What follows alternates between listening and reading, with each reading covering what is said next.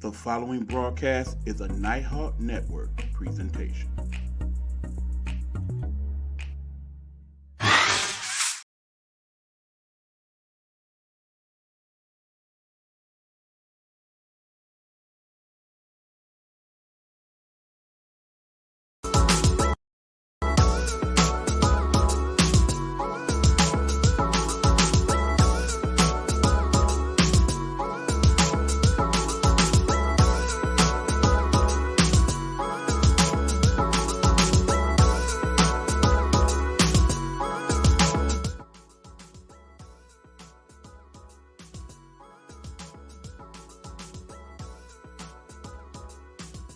What's happening, gang? It's your boy E-Buck in the building, your favorite co-host to this show we call the Sportsguru Sports Perspective. By the way, Hugh, we might want to consider changing that. That is quite a mouthful. We'll discuss. But nonetheless, we are here to talk that good sports with y'all as we always do. There's going to be some adjustments here. You know, the light been an issue these last couple of weeks. I done seen some of your comments. I appreciate you telling us that. It's been the thing with the sun and all that, but now we got curtains. We got, we working it out. But nonetheless, good people, while I deal with that, y'all talk to my good buddy Hugh here. He is ready to start the show. Talk to him, Hugh. What's up? Oh, not much, man. Just a few things we need to drop and talk to them about what's going on and the late breaking news if they didn't hear it already.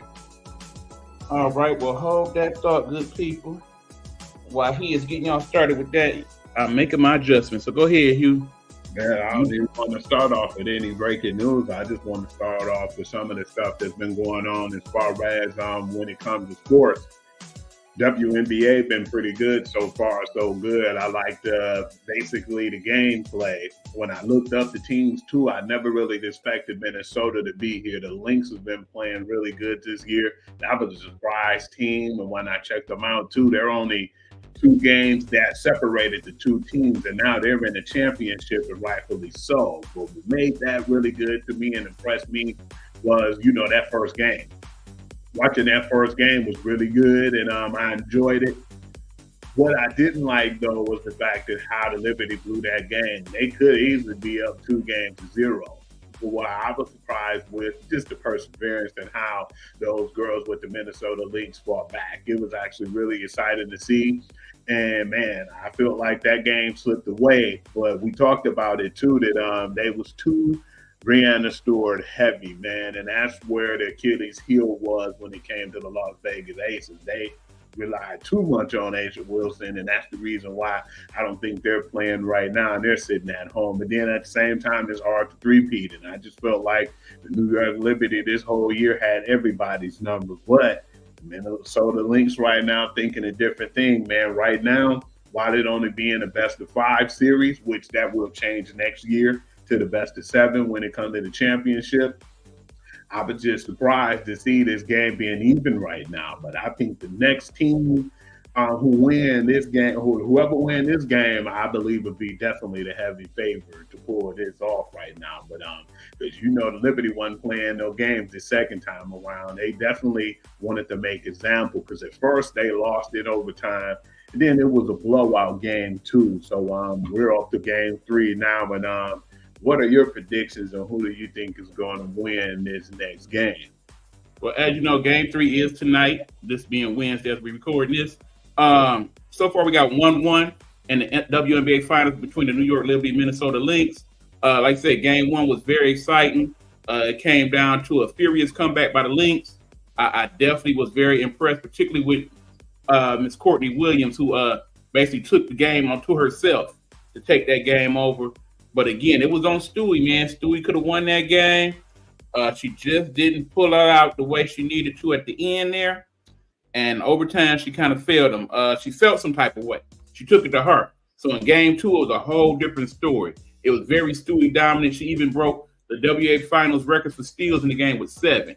I'm expecting more of the same tonight from the Liberty, even though they are in Minnesota. And there should be a nice little crowd there, the Minnesota fans. But when all is said and done, I expect New York not only to win this game, but to go ahead and finish it up on Friday for game 4. Keeping in mind that if it does go down to a game 5, that game will be Sunday at 8. I don't want that for the league because, of course, obviously that's going to clash with Sunday Night Football, and I do believe it may possibly be a baseball game that night as well. So I really want them to have their own spotlight. If they finish it up on Friday, that would be the case. So I'm thinking Liberty and 4. I'm definitely hoping it'd be a 4-game series. We already said that Minnesota was going to get their game. They got their game. I just don't see nobody being as dominant as New York when it comes to Jaquel Jones, and then you got Sabrina Ionescu, and you could just keep naming players, man. And I just think about it, Hugh. They got one of the best sharpshooters in the league with Ionescu. You got basically 2 centers on that squad. I won't even go as far as center power forward. They both centers, Jaquel Jones and Breanna Stewart. So you match them together with that and the good defense that they play, I think it's just going to be too much for Minnesota to contend with. And don't get me wrong, you got C. Will over there, and then, you got, Nafisha Collier. But outside of that, though, man, it needs to be a full team effort if they even thinking about taking down, the New York Liberty. I just don't see it, man. They've been strong all year, and they've been dominating mostly all year. I think it's a feel-good story for Minnesota. I only think they're going to trend up, man, because nobody expected them to be here. That was a dark horse team, so we was all surprised to see them play at a high level they did. They came definitely out of nowhere. So, yeah, I'm definitely hoping it's a game 4 for their sake because, if they do take it to game 5, that's my Sundays, man. I don't really do too much, man, on Sundays unless I get a chance to watch a baseball game at that, or it really had to be a bad game for me to have a split screen watching both. But yeah, I could definitely see that closing out in 4 games. Majority of sports fans in America are football fans first. So even though the WNBA has been doing extremely well, keep in mind that they have doubled their numbers from last year in terms of attendance and tripled their numbers in terms of profit, in terms of ticket sales and merchandise and whatnot. But the finals for the WNBA comes at the wrong time of year. Understand that part of that is because of the Olympic break that they took. If the Olympics hadn't happened, this probably would have happened a couple weeks earlier. That would have made it better. And of course, obviously, if either Angel Reese or Caitlin Clark was in these finals, it would have definitely got more audience. I mean, that's just the truth of the matter. Yeah, man, because there's going to be a lot of good stuff going on, man. Like you said, the baseball's been doing really good. I want to see what's going to happen tonight, too, because I believe that's going to start to dictate the trend. But I don't really feel like it's really like a momentum swing. But whoever wins, it definitely would help right now being in the NLCS. But we've seen that before where we figured, okay, the Los Angeles Dodgers are down. What are they going to do and how they're going to execute? And they basically ended up beating the Padres, which was funny because you've seen how arrogant Fernando Tatis was when they actually took game 3 and had the momentum. And then when they lost them 2 straight, man, and they lost that game in game 5, you seen the totally different face on him. And it's like you got to be humble in those situations because you don't ever know what can change the momentum and make the momentum swing in any series. He could just be a person like Aaron Judge yesterday who didn't hit a home run at all until yesterday. That might change the whole thing for the Yankees, but who knows? But I just feel like this is the best part of the year, too, because you got the football, you got the basketball coming up, the baseball, World Series. Now you got like the WNBA, in their finals. So, yeah, it'd be a lot of good sports to talk about. And I'm definitely glad that even more than anything right now that we've always been talking about the WNBA. But I just think that this is a really good season. And I want to see, too, if New York actually win it all, how they're going to maintain, because they're going to be the hunted then. And that's what's always good about, basketball or any sport. When you win, you be the hunted. And everybody want to know how they're going to take that and how they're going to wear that weight, how they're going to carry that weight on their shoulder. Okay, let me run through the whole thing. First of all, shout out to my Detroit Tigers. Man, they played a hell of a season. I know I was disappointed, of course, in how they lost. Basically our good buddy there, Terry Scooble, just ran out of gas on us. But, he had one hell of a season. Definitely looking forward to him winning that Cy Young very soon. But, they were young. They were the youngest team in baseball when all is said and done. Half of those players on that squad or in the minors or less. going into this season. So the fact that they even got as far as they did was a tremendous accomplishment on their part. They should be proud. Hopefully the Detroit Tiger organization will follow that up by getting them some quality players, preferably somebody to put on first and third. Hugh talked about that in his Guru's Perspective on the Spotify. We'll talk about that a little later. But definitely wish things would have worked out a little better. In terms of the Phillies, I do believe when we did this, either you or I had the Phillies going all the way to the World Series. I want to say it was me. But for whatever reason, my friend, actually it wasn't me. I picked the Dodgers. I did pick the Dodgers. But I did have them going to the ALCS with NLCS, and they didn't make it that far for the same reason that either them or the Dodgers seem to do this every year. They get there, they get that good momentum push, but then that inspired team at the end of the year usually is the team that they end up playing, and that's the team they usually end up losing to. Last year it was the Diamondbacks. This year it was the Mets. So Philly need to figure out something there. They seem to have all the things you need, but it's just that one little something. Maybe it's a managerial change they need. I don't know. But they got to figure that on out. But in the end right now, much like Hugh expressed in his show there on Tuesday, I will agree with you, Hugh. I definitely want to see Dodgers, Yankees. It is the thing that makes the most sense. It is the thing that will make the most money. It's the thing that will bring the biggest audience to the sport that needs an audience, especially when it's this time of year and you already got NFL in full effect. Hell, you ain't got to fight WNBA this season, but then, of course, the NBA will be starting next week, and the NHL is going right now. Not to mention, you got college football, and college basketball ain't too far away. So if you want to stay in the mix as baseball and you still want to be one of the better pastimes that we have, you got to start having either the more big money teams come in or the teams, the superstars start to be in the grandest stage. So for baseball's sake, you definitely want to see Aaron Judge and Shohei Ohtani against each other in the World Series. But yeah, of course, New York will always be a matchup that's going to get some numbers because it's New York and they're the largest sports market. But of course, I agree with you also, Hugh. Don't want no parts of Mets and Cleveland. Ain't nobody trying to see that. Not at all. And I forgot what it was. It was the NBA final before, and it was like the Spurs versus somebody, man. I didn't even really too much care for when it was the Spurs and the Pistons, to be honest with you, but it was even worse. It was the Spurs, and I forgot who else it was, but I was like, man, I'm not watching this. A lot of times you got to have a big market team at least in there to compete to make it worth watching. And Spurs Cleveland, that first series, before LeBron was LeBron, that wasn't a great series. That's what it was. It was the Spurs Cleveland. Yeah, it was bad, man. So, it was bad, indeed. Yeah. And you basically got to have the best or like the biggest markets at that point. No disrespect to LeBron, but I just feel like, man, you got to have the bigger market teams in that stage. And I just feel like right now it's been a lot of good sports going on, man. And one thing that I was surprised about, too, getting off the topic of the baseball right now, was going back to the college, man. How good Buffalo played, man, because I was like, okay, they're getting battle tested with some of these teams they had to play. They played actually pretty good. It was a few hiccups here and there, and I think that Shiloh Sanders, my bad. I think he was one of the reasons why they didn't play so good, man. He came back after his injury, and it showed because he was getting cooked out there. One of the kids broke his ankles on one of the run plays, but I think a healthy Buffalo team definitely is worth watching. Now, I always felt like they haven't really played nobody at first when they were winning some of those games. Now I start to see the better competition, and they've been playing really solid football, man. I have to give credit to that team in general because I didn't think that they'd be able to do it. But, that was a really good game with Kansas State, and Kansas State barely won. Well, keep in mind, looking at the whole Big 12, they are actually a pretty good football conference this year, amazingly enough. I mean, granted, they don't have a lot of the ranked teams, and I think that's more about who do the rankings than actually what you're seeing on the actual screen. But there are some good teams in the Big 12. You got the Kansas State. You got Utah.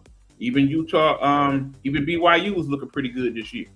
So when you consider that, yeah, Colorado Buffalo definitely had a work cut out for them because they still got to play a lot of those teams. But this is definitely a better Colorado team than last year, but definitely still some work to do, particularly on that offensive line. and the defensive line don't always show up like it needs to either. Disappointed in the Red River rivalry. We kind of figured it was going to be, lopsided like this, but not that bad. You'd have thought that they would have stepped up to the occasion. Speaking of Oklahoma University, no, they didn't step up at all, man. And Texas, the Queen Ewers just did whatever they wanted to do, man. And that's why right now I feel like they're respectively the number one team, because I see right now who they've been playing and how they've been manhandling and beating teams. But I just feel like Oklahoma wasn't even in their league, and it was just a game that I feel like it was kind of a waste of my time watching, honestly. Oklahoma is not Oklahoma anymore. I need y'all to understand that. When Riley left, he still left some of those players, but more the good ones he obviously took with him, the Caleb Williams of the world, for example. But now that those players have graduated and the person in charge of Oklahoma, he is not Riley, okay? And it shows. They are not competing in terms of NIL deals, and it shows. Texas is on a whole nother level because on the one hand, they got all the 5 stars now. They getting the type of players that teams like Alabama and Michigan and Ohio State was getting back in the day. They that dude now, and the NIL money, Texas pockets run deep, so deep, put the other teams to sleep, baby. From the oil stations and everything down there in Oklahoma, we know what's up. We know what's popping down there. But it's definitely more in Texas than steers and queers. There's a lot of dollar bills in that boy too. Funny thing is too, E-Man, I'm glad you mentioned one of the teams, man. And we both thought, and they should have won that game, E, but I definitely ain't losing no sleep that they lost. The Oregon and Ohio State game. The poor clock management killed them, boys. Why would you do what you did? You could have just threw the ball away and kicked the field goal, or just took 2, 3, 4 steps, man, and just went out of bounds. You want to slide, knowing that the clock was still running. No time on the clock, no field goal. That's the game. They had it. I looked up and I said, do you not remember about year ago last year, it was a team called Punk Eyes down south in Ohio, and they played this team called Notre Dame. You recall what happened that game, Hugh? Mm-hmm. It was that all over again. It really was. At some point, you got to realize, Ohio State definitely has the talent to possibly win a national championship, but some of the coaching decisions in the big games, you definitely got to question. I'm looking at it like this, Hugh. 2 things: lose that man his job this year. Them not winning the national championship, or them losing to this Michigan team. Either one of those things happen, I think he gone. Despite that crazy record, beyond that. Right, they only have so much more to offer, man. You know me, E. Last year, or even earlier in this year, week 2, week 3, I probably would have been like, man, I'm disappointed in teams like one of them would be Alabama or Mississippi State. Georgia. But as I'm going around and I start looking more on the SEC channel and start looking at more of the Big Ten channel, and I'm looking at more of the rivalry and more of the games, when I seen Mississippi State, I said, man, they got a lot of players on NIL deals who left from Alabama and Georgia and these other teams, and they gave Georgia all they can handle, man. Georgia, if they didn't get that last touchdown and they would have let Mississippi State got that ball, that would have been the second loss on them right now. And speaking of, in the Alabama game, if they didn't score, that game would have been over too. But then you got to respect now what I've seen, the SEC and other teams who are getting these guys on these NIL deals. Their main goal right now was not to try to be at these top schools. They want to be at like some of the schools that, just under the radar, and who's trying to build themselves to take these, big teams down. And you can start to see that now with a lot of these younger college teams, man. You see a lot of them getting this momentum, like Kentucky's and, teams you wouldn't even see before. Like even Purdue won at 5, and they almost beat Illinois. It took a prayer for them to beat them. So college football has definitely had more parity, and it's been looking quite good, looking better than what it used to. Understand, people, we're in week 6 of the college football season. Going into week 7, there are, I believe, 10 teams right now that's still undefeated in the top 25. And two of those teams are the service academies, Army and Navy. That should tell you more than you need to know about the parity in football right now. Because when they play, I seen it too just recently. Damn, I'm actually watch that game. Because keep in mind, it's a possibility that when we get to Army Navy, both those teams might be undefeated or real close to it. It might be a game that decides which one of those teams actually go to the playoff. Yeah, because I got to see when they play, man. Think about it. Even when we ever been hype about seeing Army, Navy, or, these type of games, man, who was it, man? It's like, a person like me, man, who just love football, even when the football season over, I say, man, I'm going to go ahead and try to watch it and see what it can give me, what type of talent and what outcome can be. I watch it, man. Even though I tell you I'm not, I sneak and I check out a little bit of it. But now it's like some of these games are going to be worth watching because you're seeing a lot more from, like you said, the Armies and the Navies and the Air Force teams is now coming up. But yeah, man, because everybody's trying to compete now, man. And if you want to be the best, you got to beat the best, man. And, we've heard that plenty of times before. But yeah, right. And like I said, shout out to the dude that I seen on TikTok that's been playing with Army and Navy and putting it to people's butt cheeks. It's something about that offense where it's predicated a lot on the run, but it's so complicated at the same time. It's a lot to deal with on the game and in real life.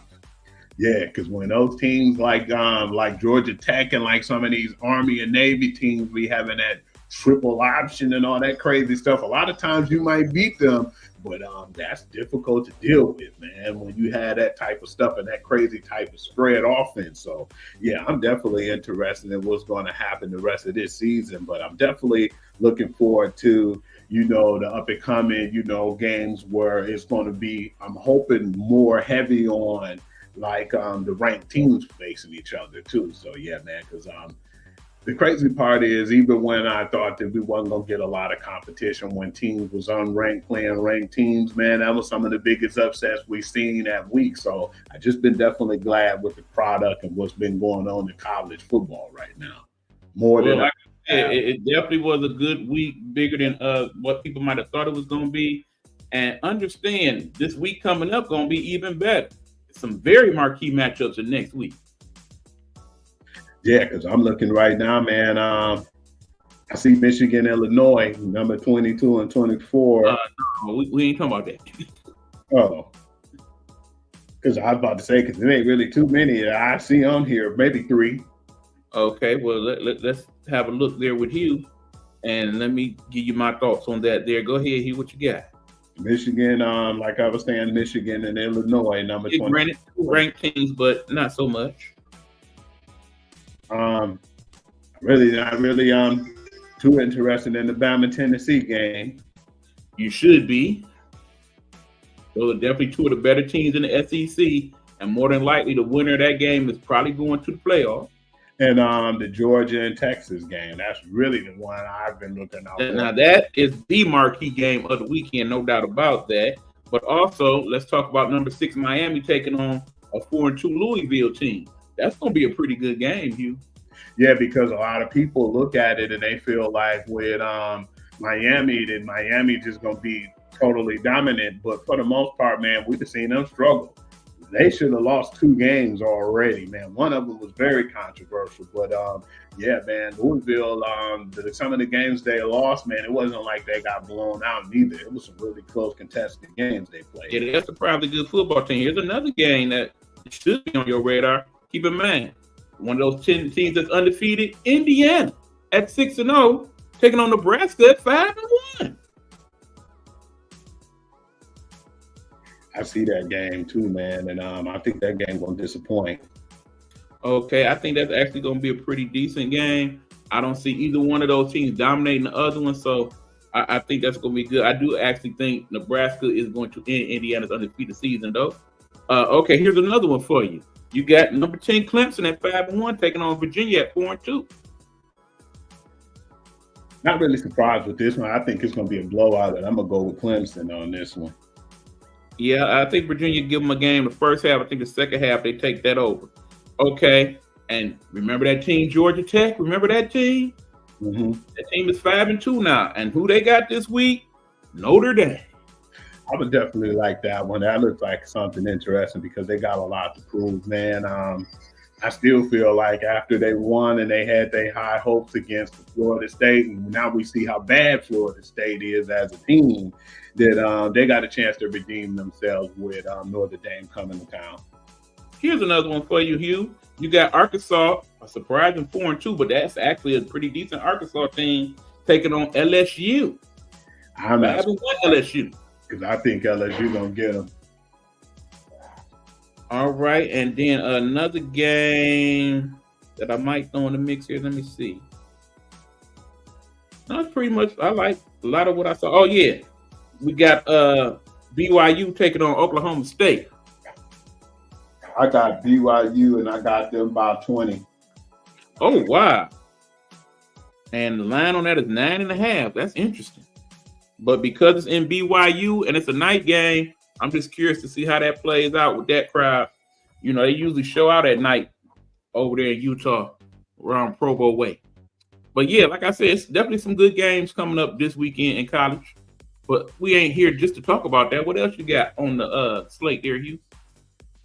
Want to talk about some of the things that happened in the NFL too, man. Really interesting things that happened, man. Unfortunately, you know, we lost one of our best guys on our team, our heart and soul, our defensive end, you know, Aiden Hutchinson. And with that loss, man, that got us right now looking for someone, man. And that's what I want to talk to you about. And I feel like right now, I don't feel like they have to break the bank. But I would like to get somebody who can definitely help fill in the void. They probably won't be able to fill in the complete void, but somebody who can come in and who can still be a threat at, you know, getting to the quarterback. But Okay. yeah, I wanted to know your opinion on that because I know we talked about it a little bit before we went on there. Yeah, that definitely hurt my feelings when that happened. Of course, Aiden was basically on his way to not only have a dominant game that game, but he's been having a dominant season. He is definitely was in the running for defensive player of the year at that point.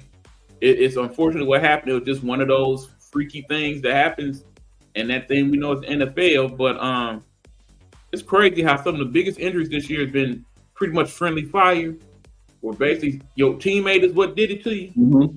But anyway, here's the thing: certain people are not easily replaced, okay? Aiden Hutchinson is one of them.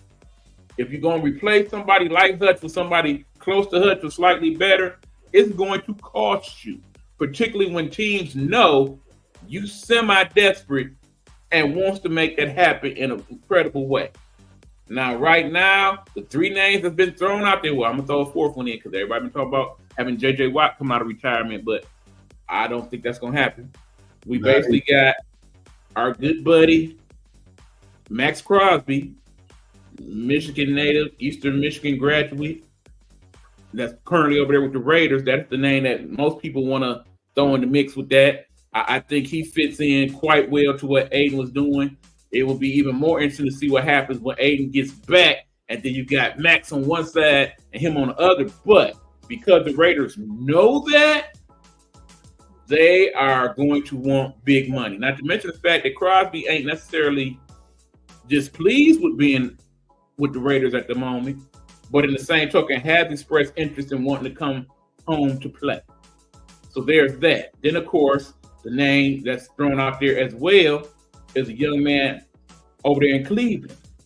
You know that, brother. The big dude, the current defensive player of the year. They want him very badly. I ain't heard no words from his camp as to what his thoughts is about being in Cleveland, leaving Cleveland, anything of that nature.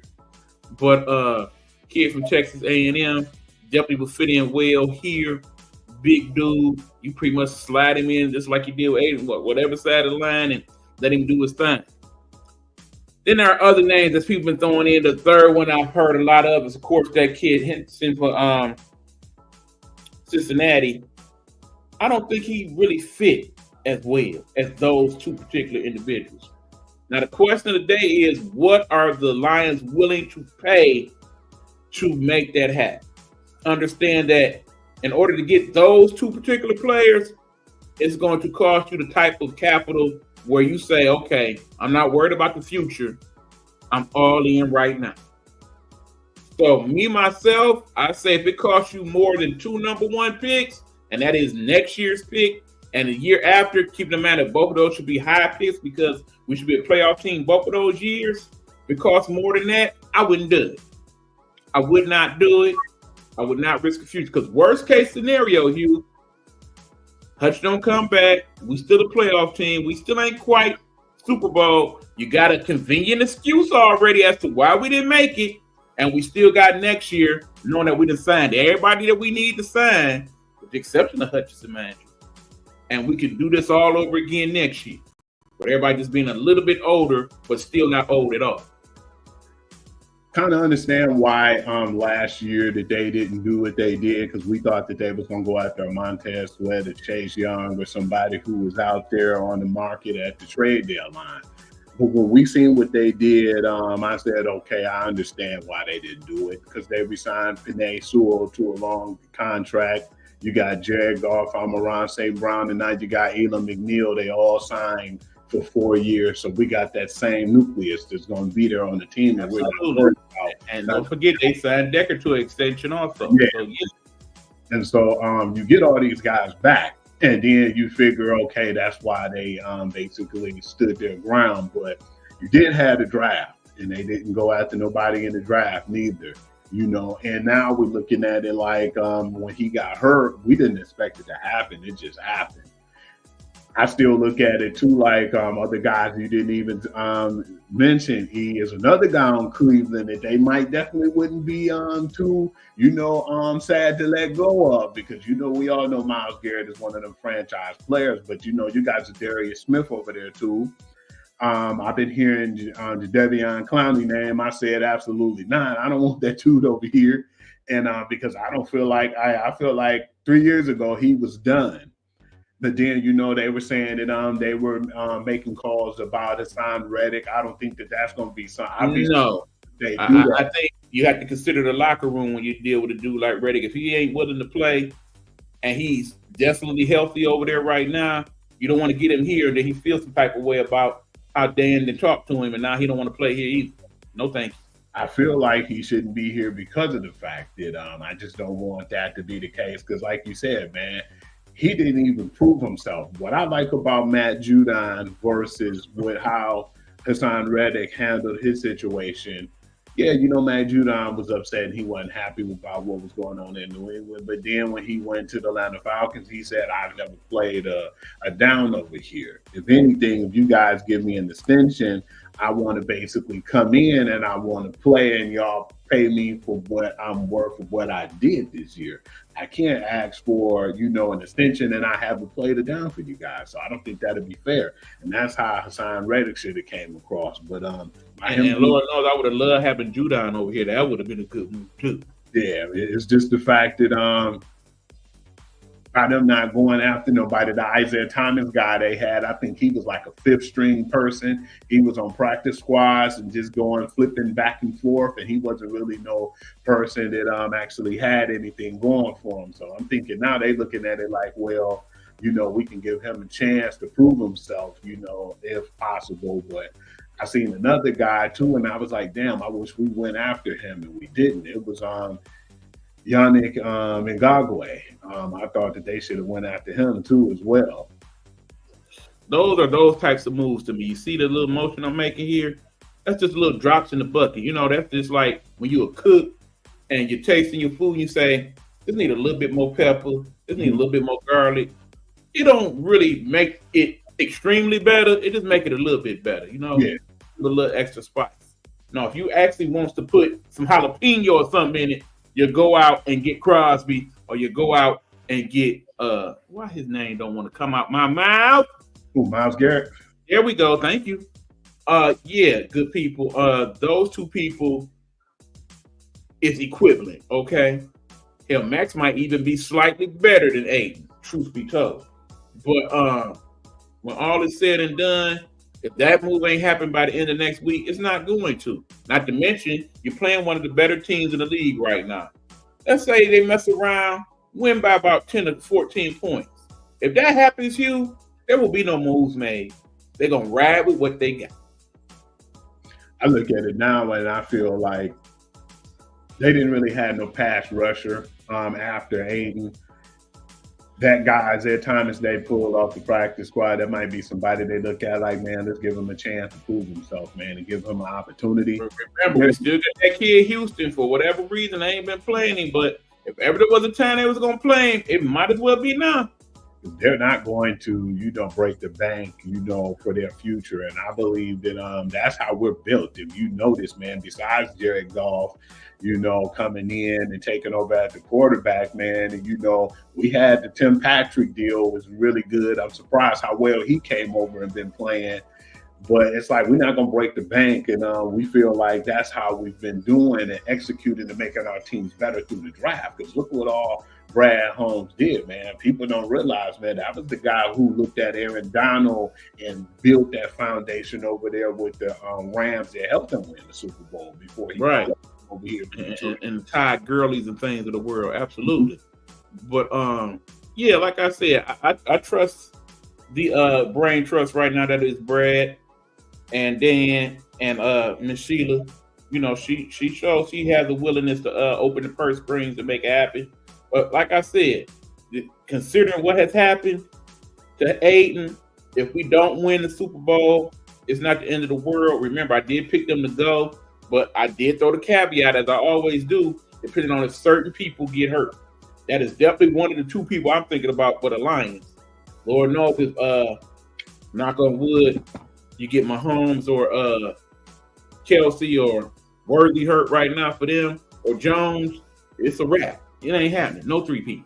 I'm just looking at it like, hell, now they went from a Super Bowl contender to possibly being a wild card contender. That's just basically the reality now. Well, I think the plan will simply be to do defense a little different and try to outscore teams. And based on what we've seen offensively, I think that could happen in most games. Yeah, most definitely. I want to talk about some of the games that happened too, man, and just the teams who's trending and the teams who are not trending right now. And there's a lot of teams right now that I feel like within the next few weeks or so, man, I wouldn't be surprised if they be fired too. Like, it was a surprise. Right. Well, I say before we go on to the actual games, we might as well discuss the other big move that was made this week. That would be the acquisition of Devontae Adams over there with the Jets. What's your thoughts on that, Hugh? Surprised me, E. I'm not shocked, and I didn't see it and say, oh, wow, he's over there. Kind of figured that him not playing for those 3 weeks because of the injury was a little bit of, them just trying to keep him out, keep him healthy enough so they can get the deal done. So, yeah, that didn't shock me. I just wanted to know when he'll be over there. But what did surprise me, though, was the fact that not only that he's going to be on the team, but now they're like, after what happened with Mike Williams, I thought that he was going to be going after that, because I heard that he didn't run the right route, and that's how the interception happened, where he could have got an easy first down and changed the momentum for them to win the game. It wasn't all on him. Greg Zuerlein did miss 2 field goals too, but I just feel like that was a crucial moment, and Mike Williams just didn't pan out. And now that they got Devontae Adams, and they're saying that he will be playing this Sunday, but now they saying Mike Williams is the our guy, looking out, and I don't even think that he I guarantee he'd be a healthy scratch on Sunday if he's still there. Then I wouldn't be surprised they go on and release him outright, because it seemed like to me it's one of them scenarios where, like, yeah, my name's Aaron Rodgers and I'm petty. I'm not throwing to you anyway. You might as well go on and be gone. I got my dude here now. All your catches going to him. Especially after all the drops he had, man. He basically. Cause think about it, Hugh. You done seen the interviews with him and Rodgers over there on the McAfee show. They've been in cahoots all along. This is a surprise no one. We've been saying this for weeks, that in the end, that deal was gonna get done. Just a question of when. The bottom line was Raiders said, okay, he definitely ain't playing, and just said, okay, we definitely need him. Make something happen. I think the Raiders could have held out for that outright second round pick, but I think they just wanted to get that problem out the build. I think he made it very clear to the management that even when I am healthy, keep in mind, I think he's been healthy since last week, truthfully. Yeah.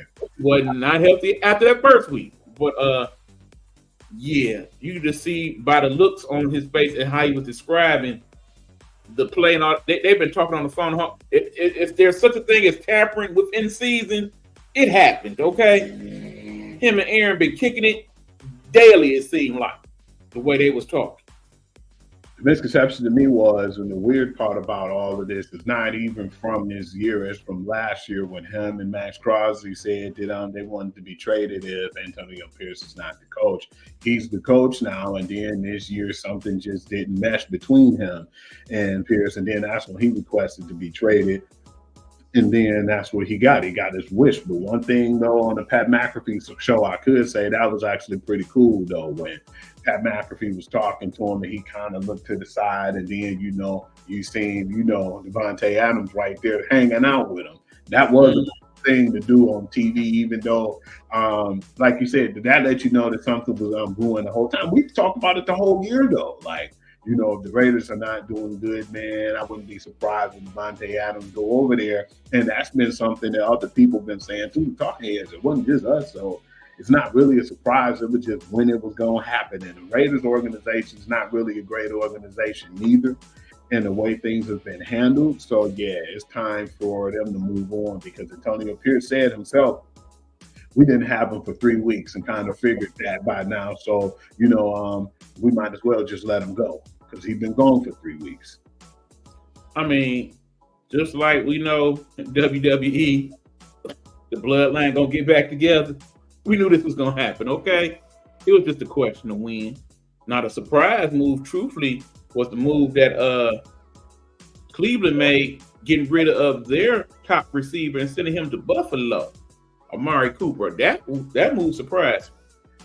He needed a fresh start anyway, because I think Deshaun Watson is one of the worst quarterbacks right now on a really bad contract. And I wouldn't be surprised if they just outright release him too, man. I don't know if it's going to be this year. They could, because after the guarantees money, that was in front of the contract. Now they don't have all that protection.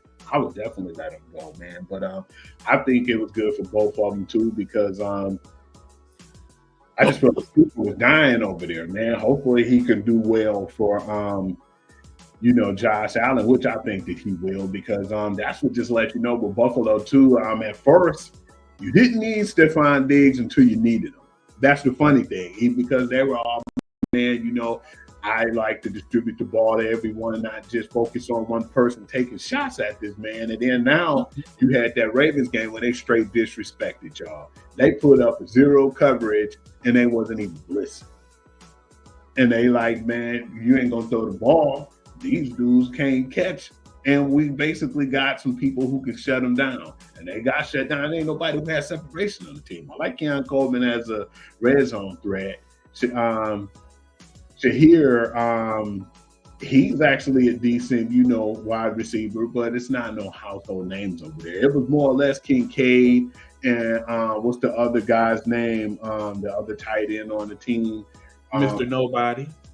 But there are actually some really good tight ends over there too. So, you can got like the smoke and mirrors with them as well. But when it comes down to, you definitely needed a separation guy. And I feel like right now, with that contract, it's a friendly contract, $800,000 that's on there because he took a pay cut to stay with Cleveland. And I think that's the best move for him overall. Hopefully this revitalized the Buffalo Bills. And I'm definitely interested in seeing what's going to happen there, because it was like, we going to make our team better because we almost beat the Bills, and the Bills like, nah, y'all ain't going to get us like that with Devontae Adams. We got to make a counter move.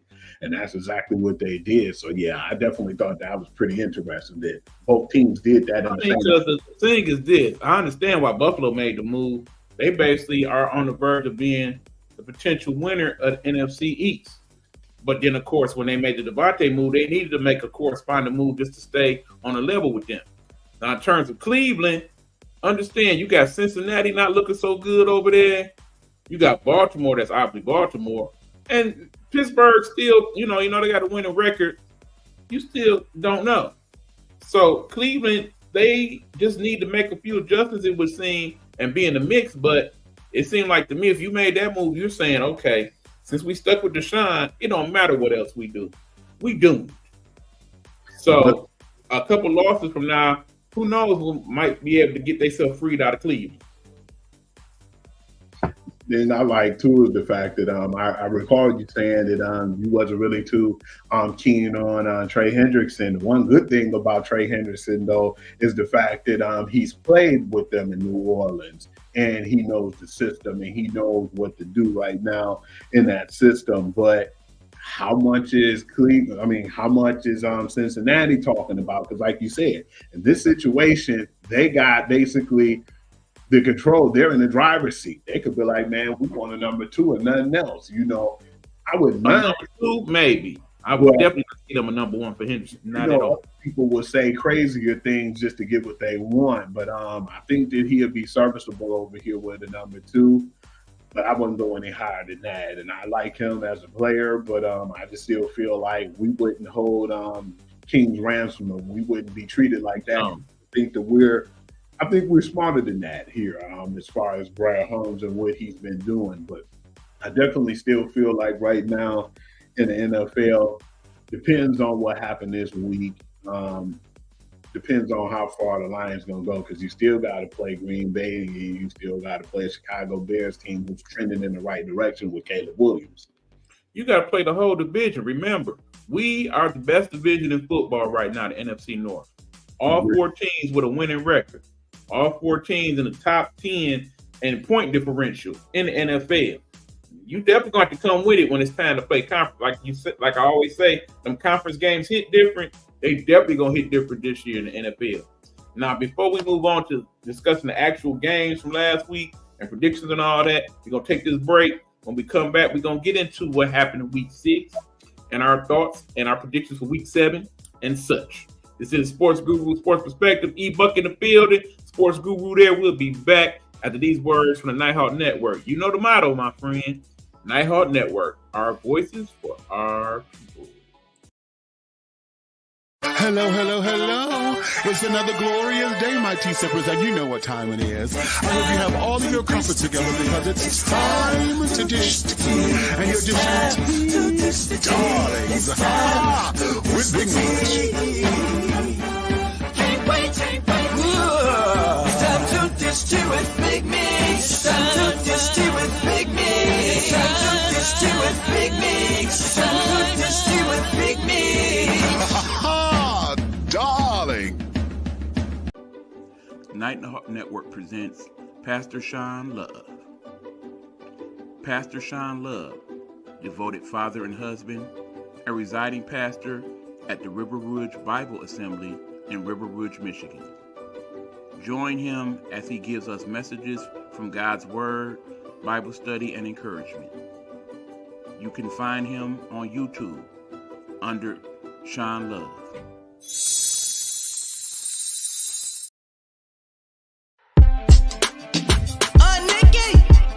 Let's talk.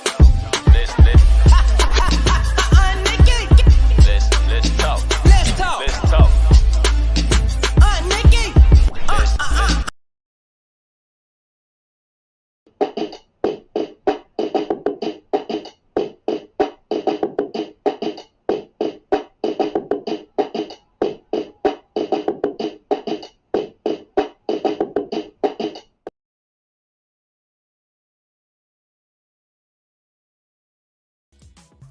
All right, y'all, we are back. This is the Guru Sports Perspective. Again, we got to think about changing that name to something a little shorter and complex. We'll discuss that, y'all. But anyway, me and Hugh are back. We're ready to talk NFL, what happened last week, our thoughts on that, and of course, give our predictions for this week and any other thing we want to throw in the mix right quick. So, yeah, go on here, Hugh. Do your thing, bro. Want to talk about the first game, the Thursday night game with 49ers in Seattle. I looked at this game. And I said I didn't think it was going to be close, and I was right. But the more surprising thing was to a lot of people that didn't surprise me is the fact that Seattle came out swinging 3-0. But then they played teams like New England and the Broncos before they even really started to try to hit stride, and they didn't play a lot of good teams. Then they ran into us and got blew out. they lost to the Giants too, and then here we are, they're losing to the 49ers 36-24. What are your thoughts on that game? Seattle's offense, not that bad. Seattle's defense, bad. That's what it boiled down to. The games they have lost, they have given up 30-plus points to those teams. It's because defensively, not so good. I understand they got that guy you got a lot of respect for, Mr. Witherspoon, on that squad, but right now, he ain't got much help. There is no more Legion of Boom going on in Seattle. It's basically him, a couple of the other ones up front, but of course, they've been hurt these last few games. Injuries have definitely played a part in that. But when all is said and done, they're giving up too many points. You can't afford to do that and win, particularly in that division, where you got to play teams like the Rams and San Francisco twice a year. Teams that definitely can run up the score offensively when everything is clicking. I knew they was in trouble too when they said Tyreek Woolley wasn't playing, so I kind of figured that it was going to be just worse. Yeah, Seattle ain't making nobody playoff this year. That's my prediction. The early Sunday London game, Jacksonville Jaguars and the Chicago Bears. This one I wanted to talk about briefly because I feel like this is where Caleb Williams is starting to catch his stride. He looked pretty good. I think last week when he really started to understand and it seemed like he could see the game more faster, but against a team like the Jaguars, he really put in his imprint, and that's why I think that he played so well, man. That dude had like 226 yards and 4 touchdowns, and he looked pretty sharp playing, and just the game plan was actually pretty good with Eberflus. But I'm just starting to look at it more and say it's even getting to the point where I definitely feel like Doug Peterson to be on the outside looking in. So, yeah, again, I still ain't even beginning to touch the surface of what Caleb Williams could be at this point. I still don't even think we didn't even really see a half of it yet. We got to remember, we're talking about a Panthers team that's just garbage. And we're talking about a Jaguars team that really ain't quite as good as we thought it was going to be. Them was the last 2 wins he done had. So until he plays some of the better teams in the league and we get a better understanding of where he is in his progressions, I can't give a full endorsement of Caleb, but he do look like he off to a promising start. As far as the Jaguars go, Trevor Lawrence, what happened to you, bro? You actually did play a decent game that first half, but you just ain't on that level we thought you'd be. We thought you would be at this point in your career right up there with Mahomes and all the top layer quarterback. We're not seeing that at all from you. Definitely was surprised too because I thought that they'd be better. And at the one point when they got the shocking win in the playoffs, everybody looked at them like they were like the AFC Detroit Lions, and they trended backwards ever since then. Mm-hmm. And so, yeah, I'm definitely not surprised in how bad they've been playing. Doug Peterson time is getting to the point to where it's about to end. Unfortunately, I don't feel like they have enough personnel right now. And that's another name that I could mention, too, as far as someone by their team being as bad as they are, being 1-5. Josh Allen, the defensive end, is another person that you can kind of put in there that people been talking about. I almost forgot about that name. Yeah, because right now, my friends, Jaguars just ain't jagging. And understand, it hit a little different for that owner, because he does so much business over there in the UK. And that is why oftentimes than not, you see Jacksonville as the team in London. It's even talk of, having them split their home season between Jacksonville and London. This is not good for business. Understanding that they're about to play over in London yet again. They got to do better. And the crazy part is that was one of the rumors I put out, man, that had a lot of issues with my old page. And I don't want to really get into that. But, yeah, I definitely wouldn't be surprised if that trend that way or something happened with that Jaguar franchise. So that being said, I want to get into the Houston Texans and the New England Patriots game. More or less, as bad as the Patriots been playing, what wasn't surprising was they finally let Drake May play. And it was just at the wrong place, the wrong time. Yeah, it was home. You guys was at home, but y'all had to play the Houston Texans and C.J. Stroud. And he didn't throw the ball all over the place. He was like 20 for 31, 192 yards and 3 scores. But I mean, come on now, let's be honest, man. They were playing the New England Patriots, but the only bright side of the New England Patriots was they did look at it and say, Kobe Brissett is not that guy, and we can't be worrying about him right now. We need to focus on getting our franchise quarterback in. He threw 3 touchdown passes. Yeah, he had 2 picks, but I still feel like he had 3 touchdowns, man. And in one game, and Jacoby Brissett had 2 touchdowns in 3 of the 4 games. So, yeah, it was time for them to move on and look for their future. I mean, we know what Kobe Brissett was there for. He knew the assignment. He did what he was supposed to do. He worked with what he had. You know what I'm saying? Would not be surprised if later on in the season, they end up throwing him back in the mix. Like, okay, man, you got a taste of it. We don't want to bring you all up. We know this offensive line sucks, running back sucks, wide receiver sucks. So now that you got a little understanding, let us finish the season and then work on getting you some better help next year. I can see that happening. I mean, because in the end, Patriots aren't going nowhere. We know that. We know that. That score basically showed, too, 41-21. It wasn't even close, man. One of the better games of today, that day on Sunday, had me licking my chops, and I was very interested in seeing that game with the young Jaden Daniels and wanted to see how the Washington Commanders worked out against the Baltimore Ravens. Really good game, and it went kind of to the wire. It was just that what I believe happened was that he seen looks that he's never seen before when it came to the Ravens. And by him being a rookie, it just basically he was outmatched going to Baltimore. That dude still is a good quarterback. I'm liking a lot of what I'm seeing from him. At times, the poise, at times, the creative ability to make things happen, not only with his legs, but with his arm. I see him starting to process things. Every week, he seemed to get a little bit better. It made total sense to have him start immediately because him being one of those older rookies, you could tell it's there. Not to mention when you listen to him in the post-game conference, he got it, bruh. He definitely got it. He is the leader of the franchise that you would want. So, yeah, definitely better. I mean, bottom line, though, Lamar Jackson, a bad man. That boy, boy! But I like I can't even give it all to Lamar Jackson on this one. I'm going to have to, I agree, but I'm going to have to disagree on this one.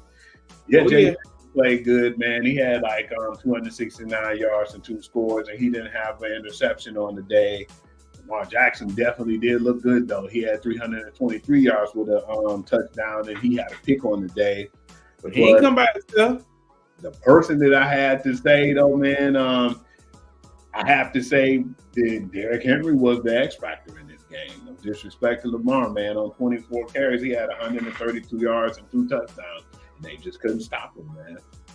I'm not mad at this point if you make either him or Lamar the MVP. Because they're running neck and neck right now, truth be told, depending on what game it is. They are definitely the combo that we knew we needed. And right now, there's another team in the NFL, and every time they see Baltimore play like that, they should be kicking themselves in the butt. And we already know what that team is. We will get to them eventually. But, Lamar, we know you're going to the playoffs. The question is, what's going to happen when you get there? I was tired of them trying to use that RPO crap with him, man. That's not how he worked, man. You give it to him in an I formation and just pitch it back to him, let him run it down your throat, man. Now that they figured that out, man, they're a really dangerous team and a fun team to watch. I think in the end, though, for it to really work, they're going to have to find a way for them to figure it out at times because you need the threat of either or. If you could do either or with the two of them, that's what makes them extra deadly. I want to talk about the Cleveland Browns and the Philadelphia Eagles. This was a game that was so bad on both teams. It doesn't even seem like the Eagles are a 3-2 team. It seems like they're just as bad as Cleveland. The only difference was they made enough plays to actually pull off the game. But, it was a really bad game to watch, man. Deshaun Watson only had 168 yards, and he definitely looked like a shell of himself. Jalen Hurts wasn't really that much better. He had 264 yards and 2 scores, and one of those scores was earlier in the game back to AJ Brown, like one of the first drives they had. But yeah, it was just really a bad game, man, altogether. And then what I didn't like was Nick Sirianni was upset and wanted to heckle the fans, his own Philadelphia fans, because they was booing because he damn near lost to the Cleveland Browns, man. And that's one of the guys who's definitely on the hot seat right now. I feel like if they don't go to the NFC Championship, man, Nick Sirianni's gone. They already looking at it like, well, them putting in the other guys like the Nick Stefangio, and you have, what's the other kid name? Man, I forgot his name. He's who? The quarterback. Dang, man, I forgot. And he played for us. That's what I'm really feeling bad for. He's state native, man. Exactly. See, again, I'm glad it ain't just me now, Hugh. Yeah. You do it too. Because I know that he's the offensive coordinator, and I feel because remember, it looked pretty good in Dallas till it didn't. It obviously didn't work out well for him in LA/San Diego, and now he's here in Philadelphia, and it just ain't. It just ain't gelling. See things going well for them right now, man. And right. And in an ideal world, if it wasn't the offense, you would think at this point, yeah, he would probably be the interim coach if things went really bad. But I can't see them retaining anybody from that staff if this don't work. Kelly Moore, by the way, that's there we go. And it ain't like the dude is even doing anything to even make a splash, or his name doesn't even seem important right now. It ain't even relevant. But to win 2016 right now against a team that you should just be blowing out, that just speaks volumes right now, Nick. Yeah, but yeah, like I said, I can't feel too bad for Cleveland because at least y'all baseball team's still in the playoffs. But that football team, not so much. I want to move on, and Arizona Cardinals ain't playing bad, but when they did play bad, you could see it, and this was one of those games. We knew that Maserati Marv wasn't going to be playing, so that was one issue. But then at the same time, I just feel like not only did my man Kyler Murray didn't have nobody to actually pass to, but that defense was all over them, man. And you could tell. I just feel like right now, Jordan Love starting to get his foot under him after the, time he was off them few games. You could tell.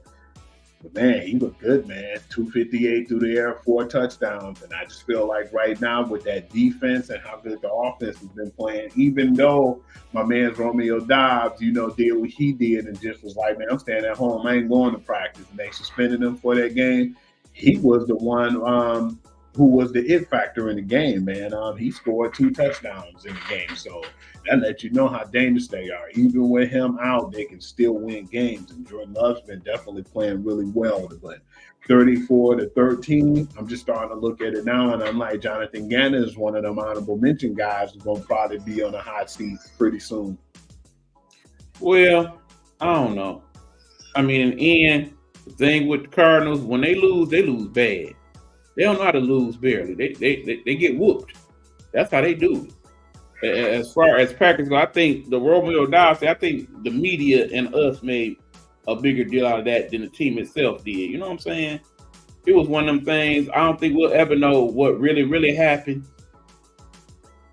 I can speculate. I'm not going to do that. Bottom line is they done moved on. We need to move on, okay? Now, obviously, if something happened again, the first thing we're going to point back to, because as a society we tend to do that, is what happened that week. But I think it's just a blimp in his radar. They move on. He plays well the rest of the season. They play well the rest of the season. Jordan Love is healthy. It's obvious. And remember, we now know that if he is to get out, Malik Willis don't seem like he'll be a bad backup at all. I want to talk about the Tampa Bay and the New Orleans game. At first, they was going blow to blow. But the problem was, at one point, man, Tampa Bay just hit their stride. Even though Baker didn't have his greatest game as far as interception-wise, because he had 325 yards and 4 scores, but the 3 interceptions was the reason why New Orleans was able to stick in the game. But, man, you got guys on that team that stepped up, man, and I'm starting to look at it like, what are they going to do when Rashad White comes back, their running back? Because Sean Tucker had a really strong game, and I never heard of this guy until this game, and he tore it up, man. On 14 carries, he had 136 yards and a score. Not only that, but the backup running back made a touchdown, Bucky Irvin. But, man, I got to give credit where credit is due, man. You usually hear Mike Evans whenever you talk about Tampa Bay, but Chris Godwin tore it up that game, man. 125 yards and 2 touchdowns, and he was one of the X factors them winning that game, man, catching them touchdowns and just kind of disrespecting New Orleans and running all over their defense. You got to remember, it's kind of been like that this year for some reason. Some of your bigger offensive weapons ain't really been into turbo mode with it. I mean, think about, for example, the Lions with Amon-Ra St. Brown and Laporta. They haven't done much. Lions still win. Evans, he ain't had a lot of big games. Tampa Bay still winning.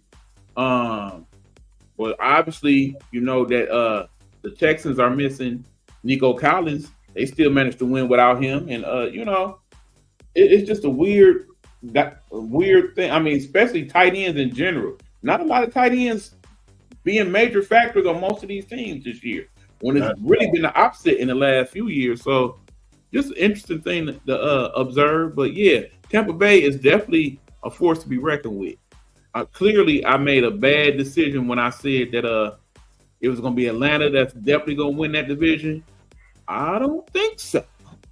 Tampa Bay definitely got something to say about all of that.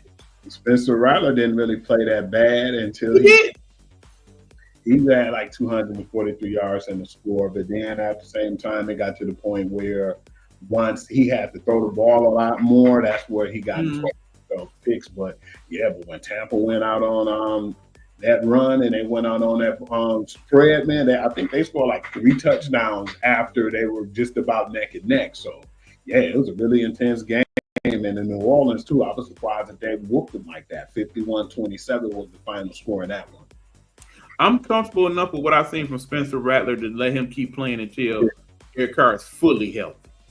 Wouldn't be surprised. I don't feel the need to rush him back in based on what I saw. But that being said, I don't know if Spencer will be a starter in the league long term, but I've seen enough to where I'm intrigued. I want to move on and talk about the Indianapolis and Tennessee Titans game. Now, Tennessee is really bad, man. Will Levis is really bad. I'm starting to look at it now, and I'm starting to see, damn, they shouldn't even pick him in the second round because he was pissed he didn't get picked in the first round. He probably should have got picked third or fourth round at that. But, yeah, man, it's like you got to blame a lot of it on him because they haven't been playing good, and a lot of it has been on this watch. And I know it was a little controversy from Calvin Ridley saying, man, you're not even really passing me the ball, you know, and that's going to even make matters worse because he's going to feel like he have to accommodate these people and throw the ball to them when he already not even in stride right now. I'm playing at a high level, but at the same time, Joe Flacco just been doing his thing, man. The old man got off the couch last year, did real good with Cleveland, and now he was over there with the coach playing well. You know, Anthony Richardson's out. He had like 189 yards through the air, and I believe he had 2 scores on the day too. But, he really been looking sharp for them. Once upon a time, there was a quarterback named Trent Dilfer. You remember Trent Dilfer? Mm-hmm. I'm kind of having that feeling when it comes to Mr. Flacco. It's like, you know, 6'6", always had a cannon for an arm. It just seemed like he wasn't ready to take it to that next level. He just was what he was. He was a game manager at best. But for some reason, while he was sitting on that couch, he figured some things out. And when he came back and started playing, not only is he a better quarterback, but he's a better leader. So much so that, you know, Anthony Richardson has that great ability, and it's clear that he gonna do some remarkable things in the league. I think I might be pressed to go ahead and let him sit this one out and see what Flacco got for the rest of the season. Absolutely. Until we get to a point where we're not winning no more. I agree because he's been really playing good. Their record is 3-3. They're 500, and they still have a chance. The final score in that game too was 2017. And I want to move on to this game right here. Well, let me ask you this, Hugh. while we speaking on Flacco, if Flacco's still with the Browns, even with that contract, do you think they sit Deshaun down at this point? Yeah, I definitely think so. Glad you asked that because he playing that bad. I probably consider putting in Flacco the rest of the year. I'm surprised they didn't even consider, man. So that was kind of almost disrespectful. But now I know it really was. I mean, because truthfully, I think what's going to have to happen is after this year, Deshaun Watson becomes the highest paid backup in the NFL because you can't just keep that role. I mean, you're not only losing the locker room, you gonna mess around and lose your job. Yeah, because he's not that good, man, and it's bad because I feel like and like I said, I don't even think it's the issue of his ability. I think after he got stopped, I mean, I hate to admit what some people saying about that, but I think after his lifestyle change, it may have affected his ability to play the game. I don't know. Maybe. The Chargers and Broncos was a really good game. Problem was they got behind too far and too fast, man. Justin Herbert came out and did his thing, But once he started executing, I was like, oh man, the Broncos are not built to come from behind. But they made it close, though. Hubbard had 237 yards and a touchdown, but I just feel like J.K. Dobbins with his 96 yards and the score was the difference because they was able to control the momentum of the game. And a lot of the stuff with Bo Nix, no disrespect to him, was garbage points, man. The 216 yards and the 2 scores. But I just feel like it was too little too late when they tried to come back. You know how them onside kicks work, man. They barely do. But I like the way that they held on, and I like the fact that, you got now Coach Harbaugh over there, and they're 3-2, and they're one of them teams that's still going to compete with Kansas City. Actually, it's Kansas City them, and that's it. So, yeah, man, the Final Four was 23-16, but I definitely want to see where they go around the trade deadline, if they make any flashes to see what they're going to do to try to compete with Kansas City. Don't be surprised if Chargers mess around and make the playoffs. It's something about that Harbaugh system that just works pretty much anywhere. College, pro, high school, between him, his brother, and his father, Jack, they done made it work on all levels. So I'm not surprised at all that we here with the Chargers. Like I said, say what you will about Harbaugh and the scandals and all of that. When all is said and done, that dude's a good football coach, flat out. Absolutely. You've seen the difference what he made when he went to Stanford and, the 49ers when he That man has won wherever he has been, period.